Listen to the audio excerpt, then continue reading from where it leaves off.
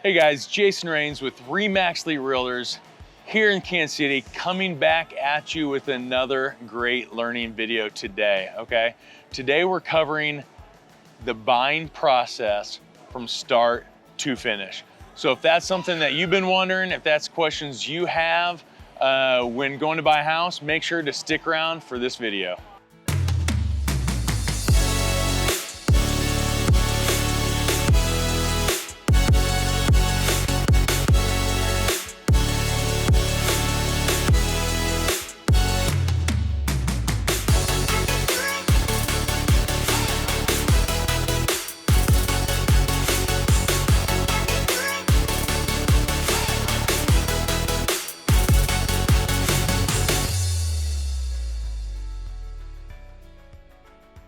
Welcome back to the channel, you guys. Now, if this is your first time tuning in, make sure to subscribe to the channel, click the little bell so you're notified every time I drop a new video. I'm getting so many phone calls, emails, texts, DMs every week from people that are looking to move into Kansas City, the greater Kansas City area, or maybe just have questions about what Kansas City is like, and I absolutely love it. So feel free to send me a text, give me a call at the number below, shoot me an email, whatever it takes. Just know I got your back when moving to Kansas City. Now, the steps I'm about to cover in the buying process are even more important when you don't currently live in the Kansas City area, okay? So number one is identify the neighborhood you want to live in. Are we north of the river on the Missouri side, south of the river on the Missouri side, Lee Summit, Gladstone, Liberty, Blue Springs, so many different cities named on the Missouri side. Or are we on the Kansas side? Are we Mission, Overland Park, Fairway, Olathe? Again, tons of different communities. The first step is just identify what area you want to be in and then determine, can I be flexible? If I can't find a house in that exact area, can I find one in an area nearby? Step two is figuring out what type of floor plan you want, right?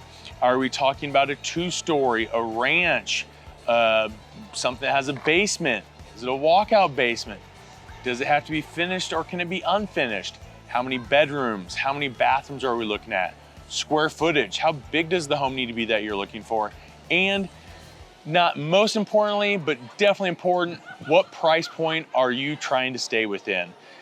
That doesn't necessarily mean how much you're qualified or pre-qualified to buy. Those numbers are very different. You might be pre-qualified up to $750,000 or more, but you might feel more comfortable in staying in that $500,000 to $600,000 range. So figuring out that number is the next step in the buying process. Now, after we have identified the neighborhood, identified the type and size of home that you're looking for, it's time to start the search. Now, if you're working with a local real estate professional such as myself or someone else, we're gonna set you up on what's called a search, okay? Now, there are different types of searches, okay? A lot of local agents use auto searches, okay? So you're getting sent everything automatically as the house comes on, as it matches what you're looking for. Now, the problem with the auto emails is you're gonna end up getting a lot of spam, and here's why. When you're set up on an auto email, the search is looking for any type of corresponding information that was plugged in with regards to your search. Whether it be you're looking for a 3 or more bedroom, it's gonna search every 3+ bedroom that's out there, right?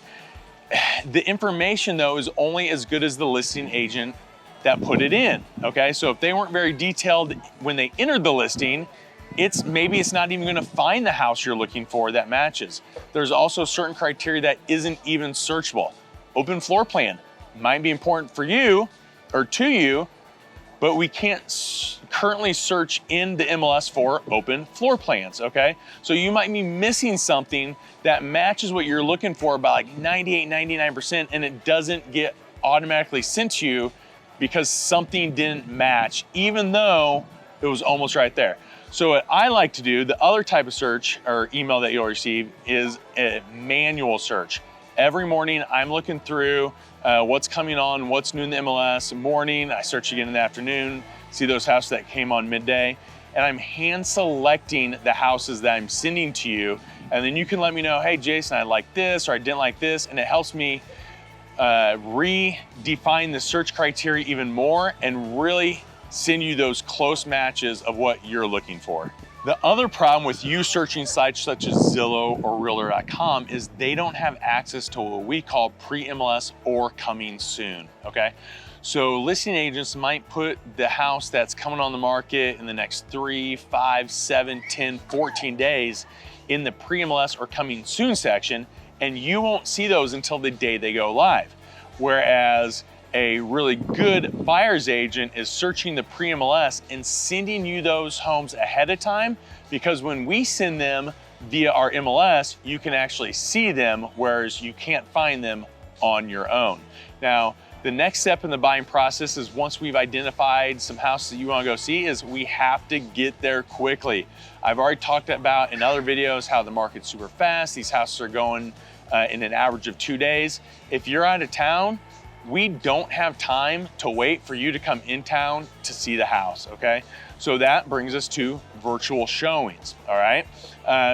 Touched on this in some other videos as well, but I like to go take video of the house just like you would see if you were there, save it to a YouTube video, send you the link, so it's literally like you're there viewing it in person. We're going all the pros, we're going over all the cons, I'm pointing out everything I can find wrong with the house. I'm showing you the houses surrounding it, making sure the overall street that you're moving on has the appearance of the homes that you want, that you are looking for, okay? So I had a client not that long ago, was moving in from Colorado, could not come into town. They had a young child. His wife was pregnant with another child.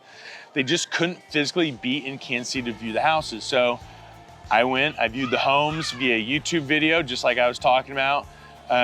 Probably looked at 6, 7, 8 homes with them.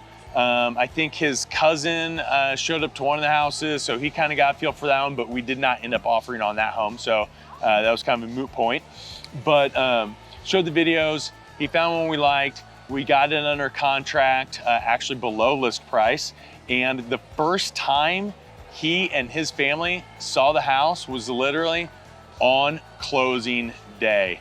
Little pressure. I was definitely nervous, hoping that they loved the house since they were about to buy it. But in the end, it worked out great. It was a perfect home for him and his family. Now that we have identified what you're looking for, where you're looking for it, we've found the house that you like, the one that you've fallen in love with, the next step in the buying process is making the actual offer. Now, I'm not gonna go into a ton of detail here because I've actually covered making the offer and what it's taking to win offers in the current market in great detail in another previous video.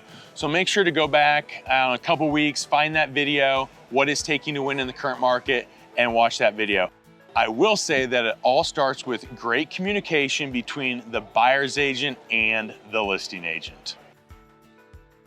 Oh my gosh, we're under contract. Now what happens? Okay guys, this is where we really get detailed on the next steps of the buying process, okay? So we're under contract and now it's time for inspections. However, did we waive inspections? Okay, every situation is different.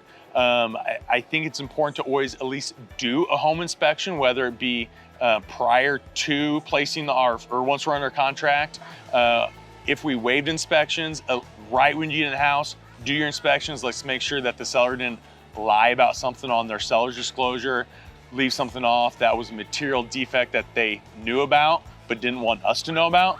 Definitely important for inspections, okay? So we do inspections. Again, that's gonna vary upon every situation. And then after inspections, we go into what's called the resolution period. That's typically 5 days, but again, the resolution period depends on, that's where we get to negotiate any repairs. That depends on if we waived inspections or not, or to what degree we waived inspections, all right? So inspection period goes into the resolution period. The next part, this might seem a little early, but we need to order the appraisal on day number 1 of your offer being accepted, okay? Realistically, it's gonna take the inspector or the appraiser up to 2 weeks to get that appraisal done and back to the lender. By By that point, inspections are already done. You haven't paid for the appraisal yet. So if we need to back out of the deal based on inspections and what was found, you haven't spent the money on the appraisal yet. So I'm not worried about that. But ordering the appraisal on day one is very important, especially if we have a very short window before we close, right? What we don't want to have happen is run out on time on the back end, the appraisal isn't back yet, and now all of a sudden we're pushing closing, waiting for the appraisal to come back in because the lender needs the appraisal to send to the underwriter to get that final clear to close before we can actually close on the house. And while the appraisal is definitely important to order on day one, we also have to take into consideration, is there an appraisal waiver at play in the deal that we currently are under contract with, okay? So right now we're seeing appraisal gap waivers. Occasionally we're seeing full appraisal waivers, but we're also seeing sometimes if a house been on the market a little bit longer, maybe we don't need to use that, okay? If we don't need to use it and the appraisal comes in low, we have what's called an appraisal contingency already in the base contract of the residential sales contract. And that gives us 5 days to renegotiate the overall purchase price or the final purchase price that we currently have with the sellers. Either we come up in price, they come down in price, somewhere in the middle, or the whole deal is off, okay? Another very important step in this is staying in constant contact with your lender. Both you and me need to be in constant contact with the lender, making sure they don't need any other documentation. That's important to get you to the closing table. Also, they should be able to tell us when the appraisal is due so we know when to expect it back. That all leads into being in constant contact with the listing agent, because while as stressed as you are through this buying process, and trust me, you will be stressed, part of my job is actually to help you be less stressed during this time.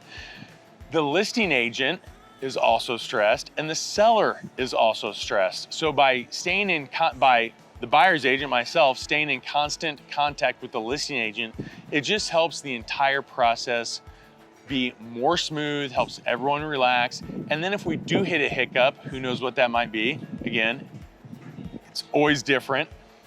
You've been in constant contact. It's been a smooth process so far. So if you hit a bump, it's not that big of a deal. We'll work through it and we'll keep moving forward.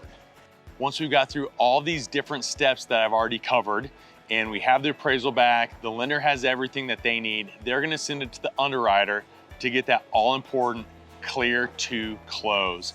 Now, once we get that clear to close, we contact the title company, we're setting up closing. This can look different, a couple different ways here. Are you in town and we can close at the title company in person? Are you out of town? I currently have a buyer right now that is out of town. We're doing a remote closing because they can't be in the Kansas City area to close in person. Are you paying cash? If you're paying cash, you don't need to be in person, and you don't even need to go to the bank to get anything notarized because there's no mortgage, there's no financial statements involved. You literally just sign everything electronically. We send it back to the title company and you are good to go. Now, in that situation, it's a little bit more difficult because the next step after we schedule closing is actually doing the final walkthrough. That typically happens 1 to 2 days before closing. If you're not in town, that's hard to do. Ideally, you're in town, we can do that in person. If you're not though, I can do that on your behalf.